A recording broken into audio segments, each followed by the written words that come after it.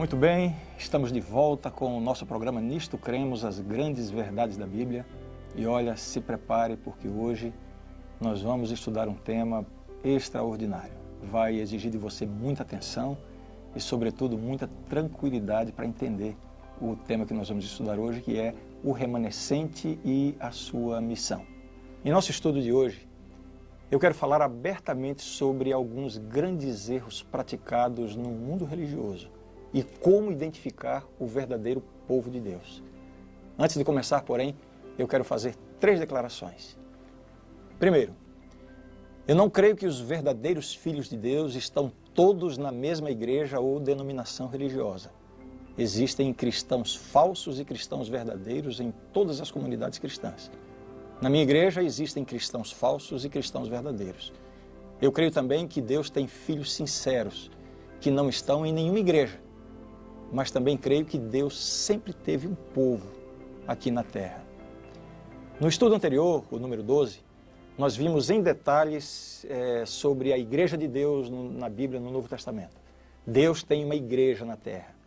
Essa igreja foi estabelecida para dar continuidade ao ministério de Cristo. Esta igreja tem uma missão específica. Essa igreja existe para glorificar a Deus. Tudo isso nós vimos no estudo anterior.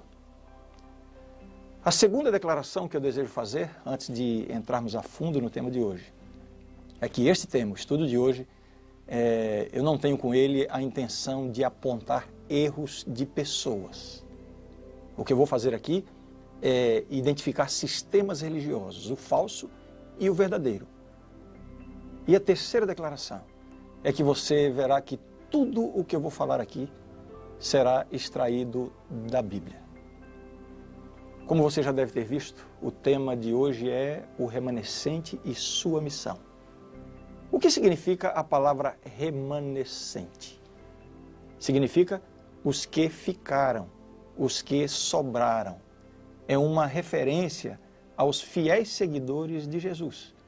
Os que se mantêm fiéis a Cristo e a sua palavra. Ou seja, a própria Bíblia deixa claro que no meio de tanta confusão no cristianismo, tantos grupos religiosos, tantos sistemas religiosos, há um remanescente fiel, os que sobraram. A questão é, quem é esse remanescente fiel de Deus? Algumas profecias identificam claramente o povo remanescente de Deus, mas sempre em contraste com o poder inimigo do povo de Deus, o poder perseguidor do povo de Deus. E quando identificamos um deles nas profecias, fica fácil identificar o outro. Assim, se identificarmos o povo de Deus, vamos saber quem é o anticristo. Se identificarmos o anticristo, saberemos facilmente quem é o povo de Deus. Qual você quer primeiro? Bem, vamos começar analisando alguns textos da Bíblia, especialmente algumas das grandes profecias da Bíblia, para identificarmos quem é o anticristo. Me acompanhe nesse estudo.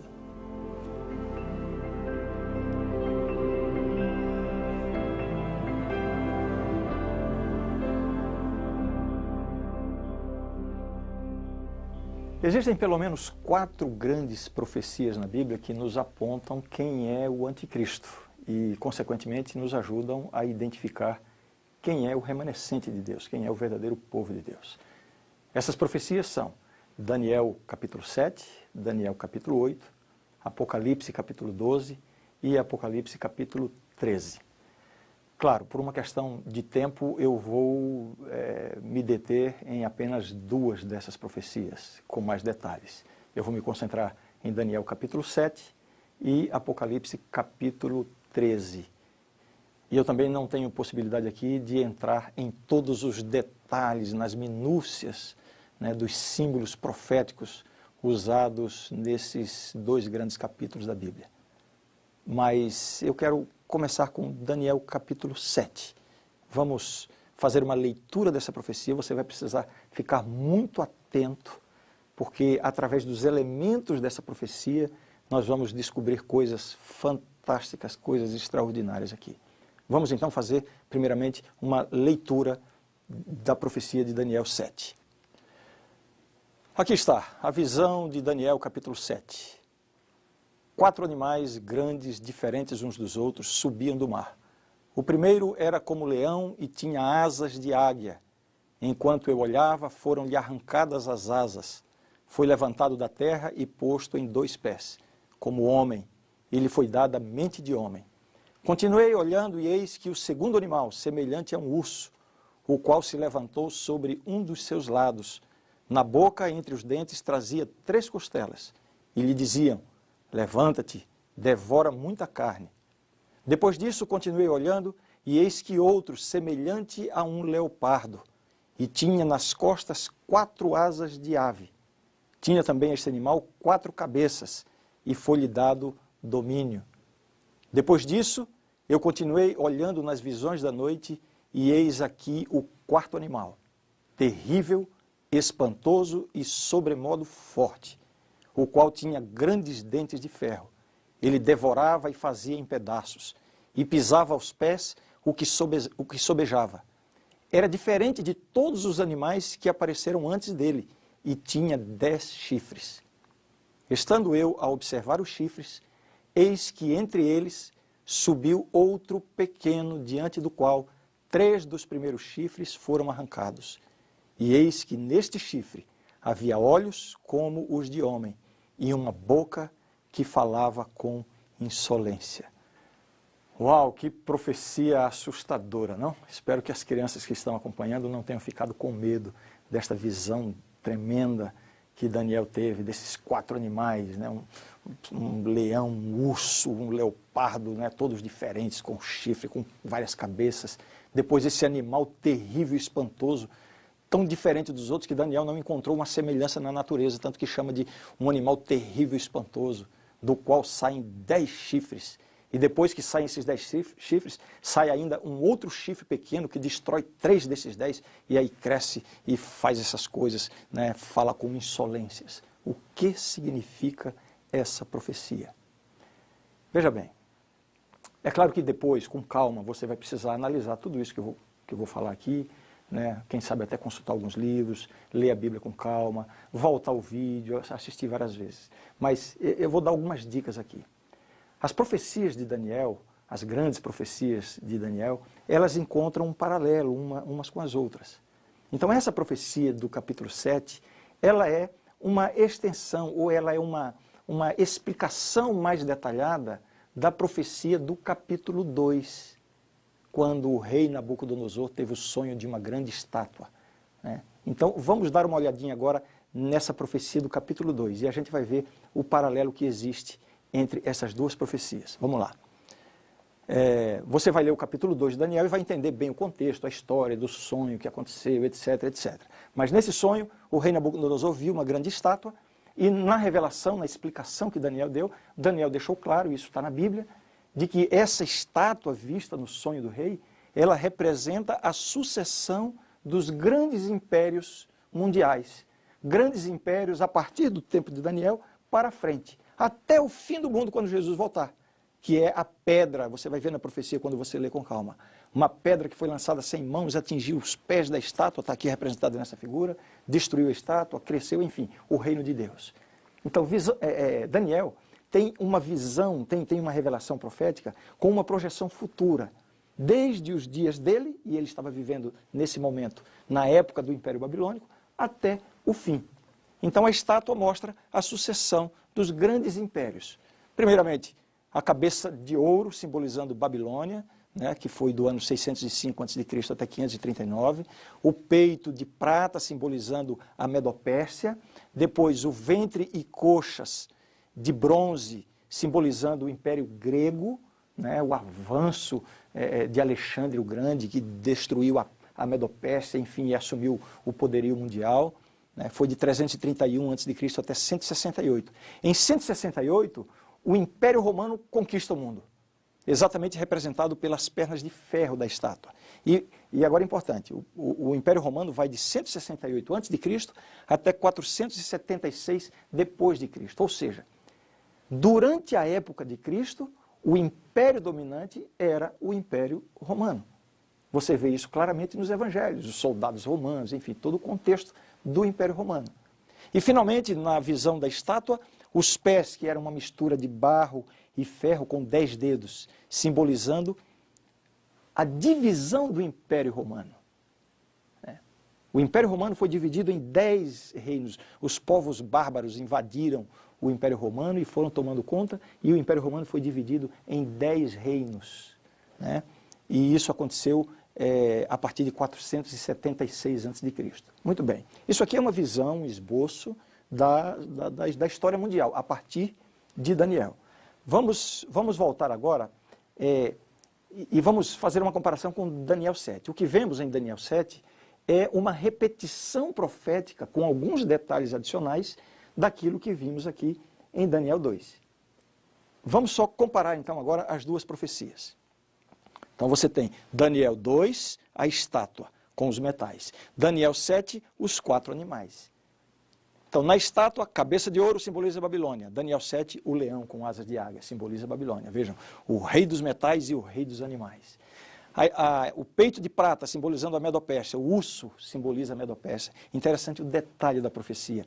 A profecia diz que o urso tinha um lado mais alto do que o outro. A Pérsia dominou a Média, se tornando mais forte. 3 costelas na boca, os 3 reinos conquistados pela Medopérsia, né? A Lídia, o Egito e Babilônia, e assim por diante. Depois, na estátua, o Império Grego pelo ventre e coxa de bronze, né? O ventre de bronze, simbolizado pelo leopardo de 4 cabeças e 4 águias. Deus não poderia encontrar uma figura melhor para representar os domínios de Alexandre o Grande. Você conhece a história? Em cerca de 12 anos, Alexandre dominou o mundo, algo muito rápido.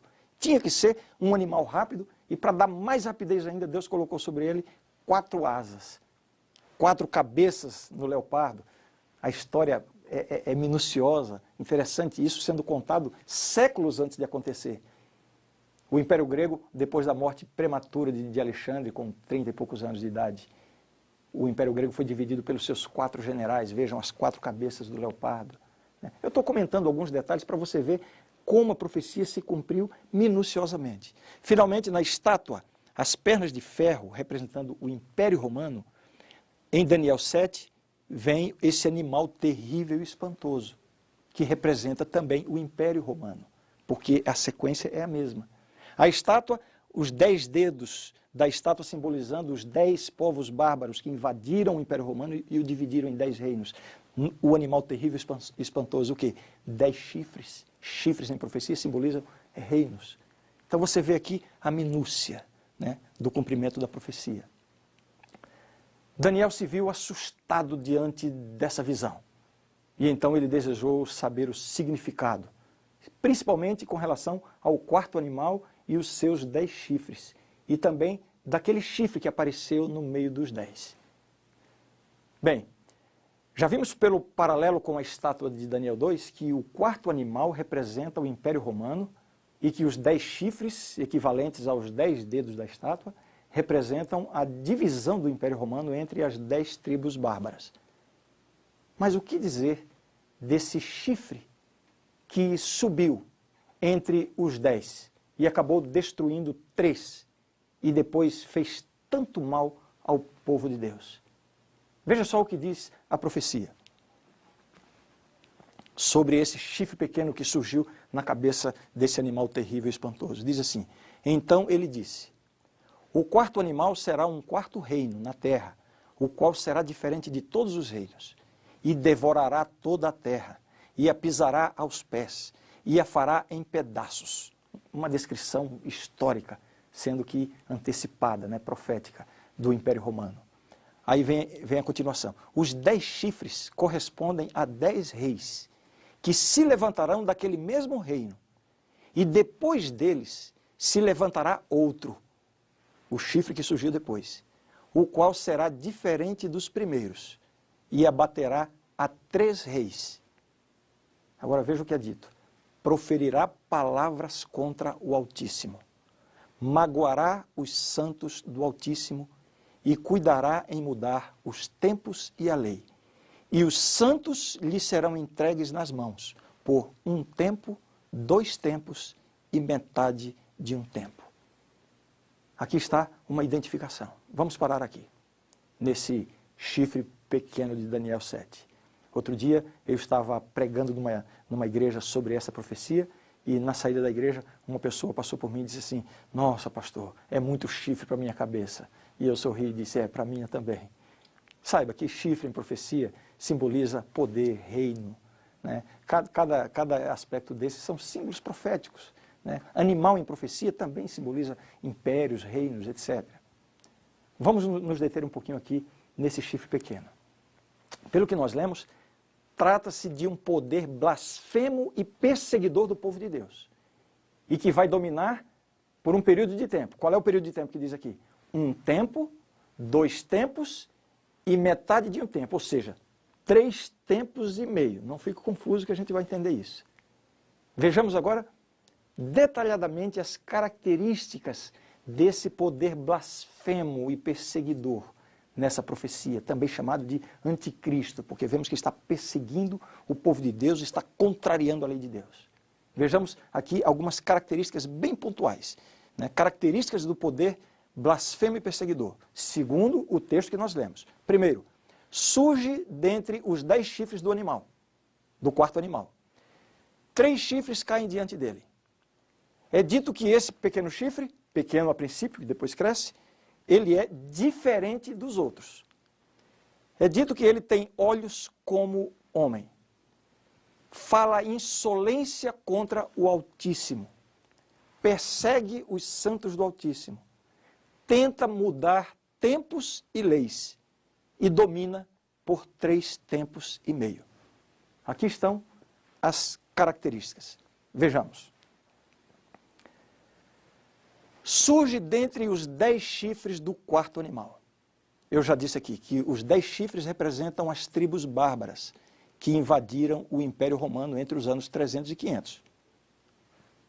O único poder que surgiu depois da divisão do Império Romano em 10 reinos foi o poder político do papado. Até então, o Papa exercia poderes principalmente na esfera religiosa. Mas no ano de 538, através do decreto de Justiniano, o Papa assume a supremacia papal. Esse decreto foi assinado algum tempo antes, mas havia alguns povos que se opunham ao predomínio do papado. Mas somente em 538 é que esses 3 últimos povos que se opunham foram totalmente destruídos. Os érulos, os vândalos e os ostrogodos. Lembra do chifre que quando subiu, 3 caíram? Coincide exatamente com a profecia apontando para o papado. Então, em 538, o papado assume a supremacia. Não há mais oposição. Ou seja, o único poder na história que se encaixa dentro dessas características da profecia é o poder papal. Nós vamos continuar vendo aqui em mais detalhes isso aqui. Outra característica, 3 chifres caem diante dele, érulos, vândalos e ostrogodos, as tribos arianas que foram derrotadas pela influência do Papa.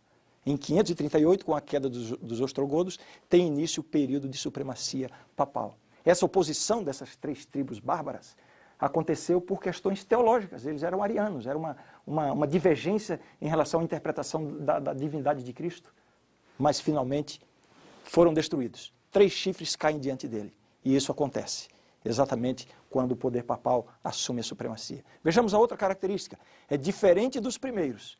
Quais são os primeiros? Os 10 primeiros chifres, que são poderes políticos. O poder papal é diferente. Por quê? Porque a partir de 538 ele assume poderes políticos e também religiosos. Olha aí a diferença para os outros. Vejamos a quarta característica. Tem olhos como os de homem. Olhos em profecia é um símbolo de sabedoria. Os profetas de Deus na Bíblia, eles tinham olhos de Deus. Eles recebiam as visões de Deus, a sabedoria de Deus. Os profetas eram também chamados de videntes, porque eles viam as coisas de Deus. Mas esse poder aqui é apontado como tendo olhos de homens, símbolo da sabedoria humana, baseado na sabedoria de homens e não de Deus. Quinta característica que a profecia dá para este poder. Fala com insolência contra o Altíssimo. Vejam só o que a profecia diz desse poder, que eu estou agora mostrando para você, que coincide com a supremacia papal na história. Olha o que diz a profecia. Daniel capítulo 7, verso 8. Estando eu a observar os chifres, eis que entre eles subiu outro pequeno, diante do qual 3 dos primeiros chifres foram arrancados. E eis que nesse chifre havia olhos como os de homem, e uma boca que falava com insolência. Olha aqui uma característica, né? Fala com insolência contra o Altíssimo. O verso 11 diz assim: Então estive olhando por causa da voz das insolentes palavras que o chifre proferia. Estive olhando e vi que o animal foi morto, e o seu corpo desfeito e entregue para ser queimado. Mas ressaltando o quê? Insolentes palavras que o chifre proferia. Verso 20 da profecia de Daniel 7. E também a respeito dos 10 chifres que tinha na cabeça e do outro que subiu, diante do qual caíram 3. Daquele chifre que tinha olhos e uma boca que falava com insolência e parecia mais robusto do que os seus companheiros. E de fato, o papado, quando assumiu a supremacia a partir de 538, se tornou um poder muito mais robusto do que todos os outros poderes políticos da Terra. Eu agora quero mostrar para você algumas declarações que vão cumprir esse pormenor da profecia, de que esse poder fala com insolência. Alguns textos com palavras proferidas pelo sistema papal. Preste bem atenção. Texto escrito por um sacerdote católico no século XVIII. Apenas algumas declarações e aqui embaixo você tem a referência bibliográfica para que você possa analisar, ampliar a sua pesquisa, examinar com mais cautela. Ele diz assim: o Papa é de tão grande dignidade e tão exaltado que ele não é um mero homem, mas é como se fosse Deus e o vigário de Deus. Você sabe que a palavra vigário significa substituto. Continuando. O Papa é coroado com uma tríplice coroa, como Rei do céu, da terra e das regiões inferiores. A outra declaração. O Papa é como se fosse Deus na terra, soberano único dos fiéis de Cristo, chefe de reis, tendo a plenitude do poder, e a ele foi confiada pelo onipotente Deus a direção não somente dos reinos terrestres, como também do celeste. Você consegue entender o que está sendo dito aqui? A profecia dizia, fala com insolência. Veja bem, eu reconheço que chegamos a um momento bastante delicado do nosso estudo. Eu fico imaginando que talvez essas informações aqui sejam bombásticas, sejam até assustadoras para alguns. Eu pensei muito e também orei muito sobre como eu deveria apresentar isso aqui. E estou me esforçando para fazer da forma mais transparente, mais simples possível. E sem, acredite em mim, sem a menor intenção de ser ofensivo, né, de ter uma palavra de acusação ou de denúncia contra uma igreja ou contra uma pessoa. Não é essa a minha intenção. A minha intenção é somente analisar a Bíblia e ver o que a Bíblia está dizendo. O que nós estamos vendo aqui é a revelação de uma profecia. Eu só lhe peço que você aprofunde o estudo e procure tirar qualquer dúvida que, porventura, venha a ficar através desse estudo. Mas o mais importante de tudo, preste atenção para o que a Bíblia está dizendo. Simplesmente preste atenção na explicação que está sendo dada, e eu vou continuar agora, e vá observando para ver se faz sentido ou não. E então, ore a Deus, para que Ele lhe mostre o que decidir diante das informações que nós estamos apresentando aqui. Veja bem, a profecia está falando de um poder blasfemo, perseguidor dos fiéis servos de Deus e que possui algumas características bem claras, como acabamos de ver. Na história, o único sistema que surge após a divisão do Império Romano, ou seja, depois dos 10 chifres do animal terrível e espantoso de Daniel 7, o único poder que surge depois da divisão do Império Romano é o poder papal. Então é isso, o papado é o único poder em toda a história que se encaixa em todos os detalhes da profecia. Vamos ver essas características novamente, aquelas que podemos chamar de as características do anticristo. Veja só o que o apóstolo Paulo escreveu a respeito da apostasia nos últimos tempos. Eu acho que não poderemos dizer que se trata de uma mera coincidência. Vejam nas palavras do apóstolo Paulo. 2 Tessalonicenses, capítulo 2, versos 3 e 4. Ninguém de nenhum modo vos engane, porque isto não acontecerá sem que primeiro venha a apostasia e seja revelado o homem da iniquidade, o filho da perdição, o qual se opõe e se levanta contra tudo que se chama Deus ou é objeto de culto, a ponto de assentar-se no santuário de Deus, ostentando-se como se fosse o próprio Deus. O apóstolo está aqui denunciando a vinda do anticristo, e vejam, o anticristo é um sistema religioso. O contexto dessa passagem mostra isso, a ponto de assentar-se no santuário de Deus. Então há um esquema religioso por trás de tudo isso. Vamos continuar com as características do anticristo de acordo com a profecia de Daniel 7. Já falamos de 5 características, falta agora a 6ª característica. Já vimos que surge dentre os 10 chifres do quarto animal, isso acontece com o papado. 3 chifres caem diante dele, os vândalos, os érulos e os ostrogodos, para que ele pudesse assumir a supremacia em 538. É diferente dos primeiros, porque diferentemente dos outros tem também o poder religioso, né? Tem olhos como de homem, todo um sistema construído na base de sabedoria humana e não de sabedoria divina. Fala insolência contra o Altíssimo, nós vimos aqui alguns exemplos, alguns textos. E agora a 6ª característica, segundo a profecia de Daniel 7, persegue os santos do Altíssimo. Está lá em Daniel 7. Olha, nós não temos tempo aqui para analisar as grandes perseguições realizadas pela Igreja Católica ao longo da história. E também não é um assunto sobre o qual precisamos ter nenhum melindre, porque há alguns anos atrás o próprio papado reconheceu e até pediu perdão publicamente por essas atrocidades cometidas na história. Mas ficam aqui alguns exemplos. Procure saber o que aconteceu com os valdenses, os albigenses, os huguenotes, os discípulos dos reformadores, né, as vítimas da Inquisição, cristãos fiéis que foram perseguidos por esse sistema. Cumprimento exato da profecia bíblica. Vamos ver agora a 7ª característica descrita em Daniel 7, característica dessa ponta pequena, que está plenamente identificada com o poder papal que teve a sua supremacia de 538 a 1798, e daqui a pouquinho eu vou explicar por que a data de 1798. A 7ª característica, tenta mudar tempos e leis. Está lá no texto bíblico. Tentará mudar os tempos e a lei. Vejam bem, o sistema papal fixou a celebração da Páscoa no domingo.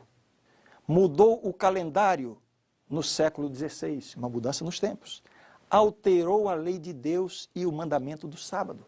Mudança na lei e no tempo. Vamos ver então uma comparação entre os 10 mandamentos, conforme estão na Bíblia, Êxodo 20, e os 10 mandamentos conforme o Catecismo Católico, né? Você pode olhar aí e ver as diferenças, as mudanças que aconteceram. Podemos destacar, dentre as muitas mudanças, podemos destacar aqui o seguinte: o 2º mandamento da lei de Deus, que diz, não farás para ti imagem de escultura, não te encurvarás diante dela, etc, etc. Esse mandamento desaparece dos mandamentos do catecismo, que fala sobre adoração com imagem de escultura. Outra grande mudança, a lei de Deus, no 4º mandamento, diz, lembra-te do dia do sábado para o santificar. No catecismo católico, esse passa a ser o 3º mandamento, mas olha a mudança, guardar domingos e festas. Quando a lei de Deus fala, lembra-te do dia do sábado. Aqui é o 4º, esse passa a ser o 3º. Por quê? Lembra que foi tirado o 2º mandamento que fala sobre adoração de imagens? E outra grande diferença que acontece, justamente por ter sido extraído um fora, para que não ficassem apenas 9, o 10º mandamento da lei de Deus fala assim, não cobiçarás a casa do teu próximo e não cobiçarás a mulher do teu próximo. Está num mandamento só. E então o catecismo católico, para poder completar os 10, pelo fato de ter tirado o que fala de adoração de imagem, dividiu esse em 2. Não desejar a mulher do próximo e não cobiçar as coisas alheias. Veja se isso não cumpre com exatidão o que estava profetizado. Proferirá palavras contra o Altíssimo e cuidará em mudar os tempos e a lei. A mudança da lei de Deus promovida por este poder, né, o sistema papal.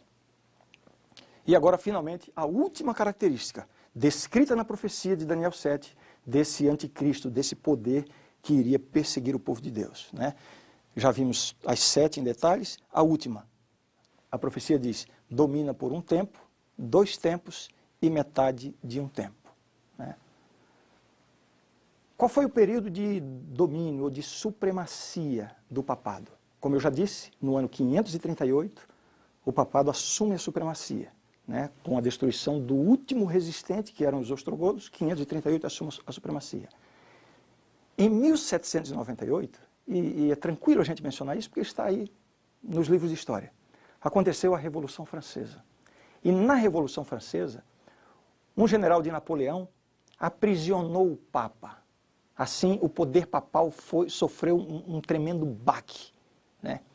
Perdeu essa supremacia, 1798. Então, o período de supremacia papal foi de 538 a 1798. Vamos fazer as contas? Pega aí uma calculadora. Aí você faz 1798 menos 538, uma continha rápida, você vai chegar a um período de 1260 anos. Esse é o período de supremacia papal, conforme a história conta. Não é só a Bíblia com as profecias. Os livros de história contam isso. E essa profecia está dizendo, domina por um tempo, 2 tempos e metade de um tempo. Vamos entender o que significa isso. Tempo em profecia. A palavra tempo, que diz lá um tempo, 2 tempos e metade de um tempo, é a palavra idã, do aramaico, que significa um ano. E aqui as passagens bíblicas que confirmam isso. Portanto, quando diz um tempo, 2 tempos e metade de um tempo, vai dar quanto tempo? 3 anos e meio. 3 anos e meio. Acontece que um dia em profecia simboliza um ano. 3 anos e meio, se você fizer as contas, vai dar 1260 dias. Porque em profecia se conta o mês sempre como tendo 30 dias. E um ano profético, 360 dias, que são 12 meses de 30 dias. Tudo isso tem suporte bíblico. Eu estou fazendo um resumo aqui, depois você volta o vídeo e vê com calma, né? Um tempo, 2 tempos e metade de um tempo, 3 anos e meio, sendo que 3 anos e meio dá 1260 dias. Um dia em profecia significa um ano, portanto, 1260 anos. A profecia diz, vai dominar por um tempo, 2 tempos e metade de um tempo. A história nos conta que o papado teve supremacia de 538 a 1798. 1260 anos, cumprindo exatamente a previsão da profecia bíblica. Vamos agora para outra profecia que vai confirmar tudo isso. Vamos viajar um pouquinho para Apocalipse capítulo 13. Você já deve ter ouvido falar na temerosa besta do Apocalipse, né? Não se assuste com ela. Vamos entender um pouquinho essa profecia e vamos obter a confirmação de tudo isso que nós tivemos aqui agora. Vamos lá. Aí está a visão do profeta João agora, não é mais Daniel, agora é João. Vi emergir do mar uma besta que tinha 10 chifres e 7 cabeças, e sobre os chifres 10 diademas, e sobre as cabeças nomes de blasfêmia. A besta que vi era semelhante a leopardo, com pés de urso e boca como de leão. E deu-lhe o dragão o seu poder, o seu trono e grande autoridade. Foi-lhe dada uma boca que proferia arrogâncias e blasfêmias, e autoridade para agir 42 meses. E abriu a boca em blasfêmias contra Deus, para lhe difamar o nome e difamar o tabernáculo, a saber, os que habitam no céu. Foi-lhe dado também que pelejasse contra os santos e os vencesse. Deu-se-lhe ainda autoridade sobre cada tribo, povo, língua e nação. Aqui está a visão da besta do Apocalipse 13. Você vê que existe uma relação muito próxima com Daniel 7. Daniel 7, os 4 animais, o leão, o urso, o leopardo e um animal terrível e espantoso. A besta do Apocalipse, via emergir uma besta que tinha 10 chifres, etc. Mas fala da besta semelhante a leopardo, né, com pés de urso e boca de leão, os mesmos animais, sendo que em ordem inversa. A gente vê aí o quê? Uma relação entre as profecias. E também algumas características que são exatamente as mesmas descritas lá em Daniel 7. Veja só o paralelo, então, que existe entre essas duas profecias, Daniel 7 e Apocalipse 13. Vamos ver em detalhes o paralelo. Olha aqui, ó. Chifre pequeno de Daniel 7, besta de Apocalipse 13. Vamos lá. Blasfema contra Deus, falava com insolência, proferirá palavras contra o Altíssimo. o chifre pequeno. A besta de Apocalipse 13. Blasfema contra Deus, foi-lhe dada uma boca que proferia arrogâncias e blasfêmias, e abriu a boca em blasfêmias contra Deus. Você vê que corresponde a mesma coisa? Outro paralelo. O chifre pequeno, Daniel 7, que já identificamos como sendo o sistema papal, persegue o povo de Deus, magoará os santos do Altíssimo, é dito lá. A besta do Apocalipse também persegue o povo de Deus. Foi-lhe dado também que pelejasse contra os santos. O chifre pequeno de Daniel 7 vence o povo de Deus, os santos lhes serão entregues nas mãos. A besta do Apocalipse 13 foi permitido que vencesse os santos. Você percebe que são figuras diferentes, mas é a mesma profecia, com símbolos diferentes. Finalmente, em Daniel 7 é dito que esse poder, que já identificamos como sistema papal, dominará por um período de tempo. Qual é o período de tempo? Daniel diz, os santos lhes serão entregues nas mãos por um tempo, 2 tempos e metade de um tempo. Já identificamos 1260 anos, não é isso? Olha lá em Apocalipse 13. Também dominará por um período de tempo. Foi-lhe dada autoridade para agir 42 meses. 1 tempo, 2 tempos e metade de um tempo, 42 meses. Você quer fazer as contas de novo? 42 meses. Já vimos que em profecia um mês tem 30 dias. 42 vezes 30 vai dar 1260 dias. Um dia em profecia significa um ano, 1260 anos. O mesmo período. Portanto, está falando aqui do mesmo poder. O anticristo, o sistema religioso que tomou conta do mundo, sendo identificado nas profecias de Daniel e Apocalipse. A história nos mostra que foi exatamente esse o período de supremacia do bispo de Roma.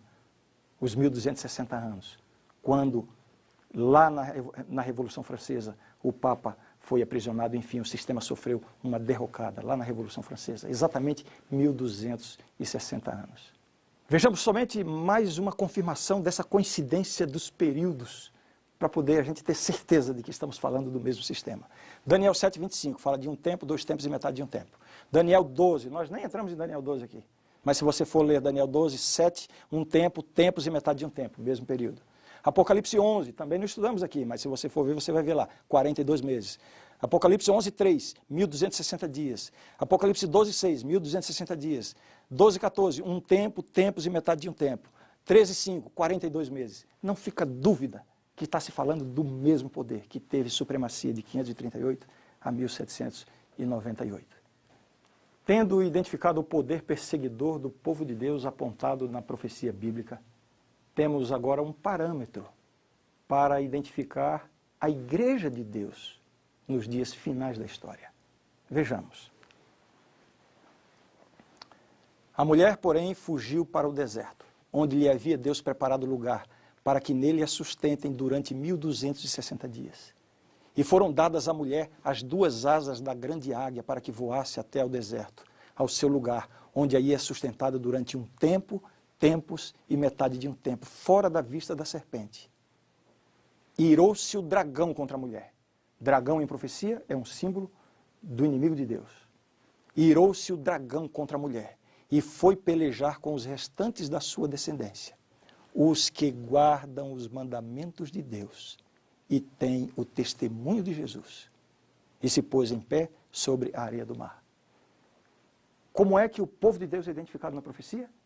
Aqui estão 2 características. Os que guardam os mandamentos de Deus e possuem o testemunho de Jesus. Veja algo interessante.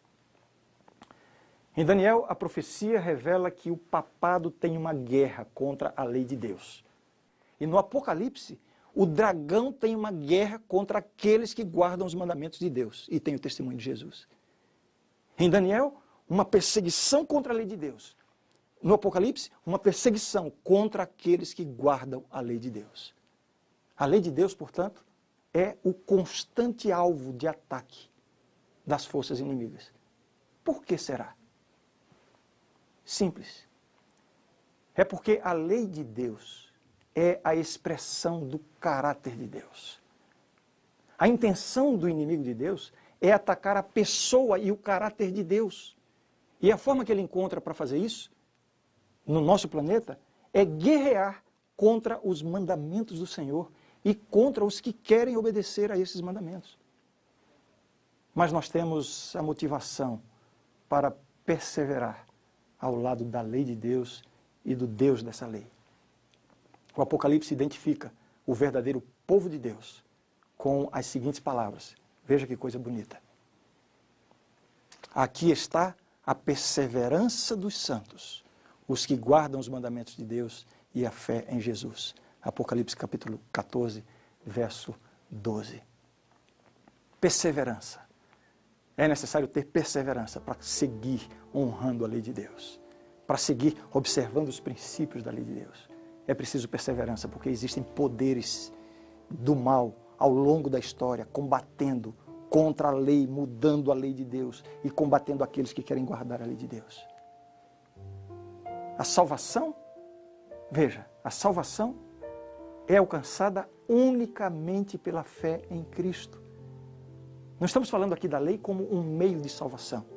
Eu até sugiro que você volte e veja o estudo que trata do assunto da lei de Deus, que você vai entender muito bem isso.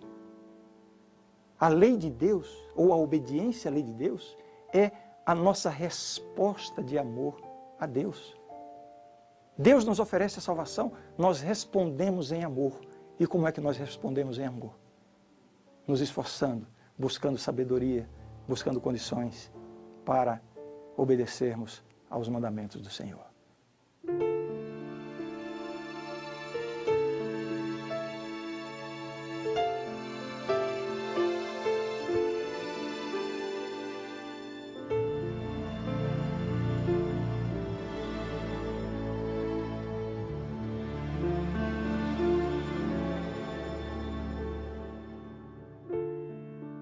Posso chorar, não consigo mais guardar. Será que a minha alegria virá de manhã?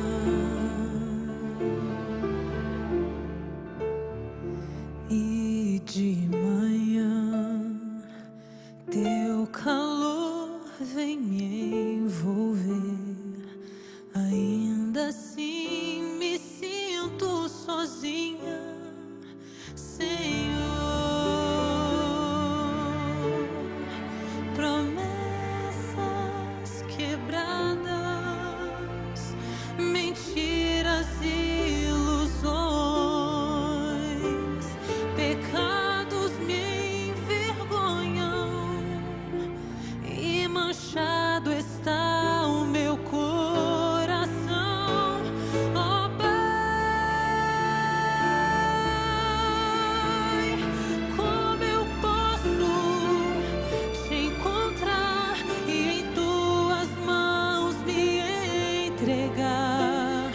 Minha vida aqui está, ó Pai.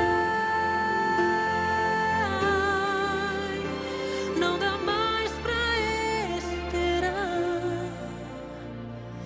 Agora é tempo de recomeçar.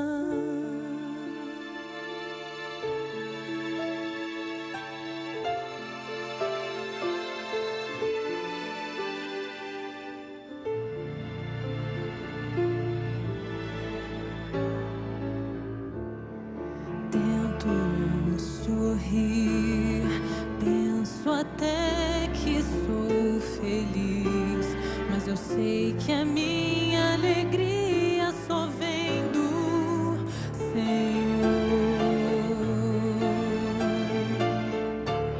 E se eu permitir que Ele limpe o meu coração, vou vencer meus medos, meu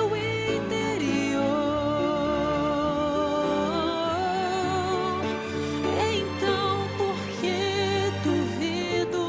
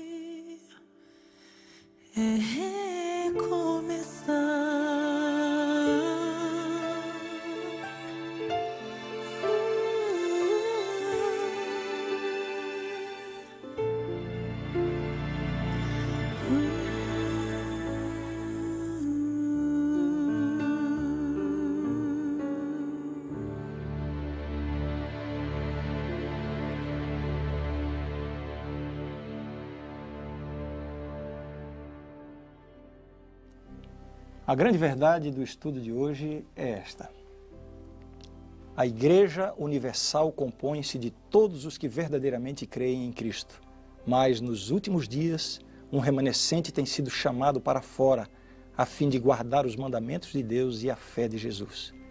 Este remanescente anuncia a chegada da hora do juízo, proclama a salvação por meio de Cristo e prediz a aproximação de seu segundo advento. Esta é a verdade e eu creio nisto. Na próxima lição, vamos estudar o tema Unidade no Corpo de Cristo, um assunto importantíssimo para todos os cristãos e eu espero que você não perca.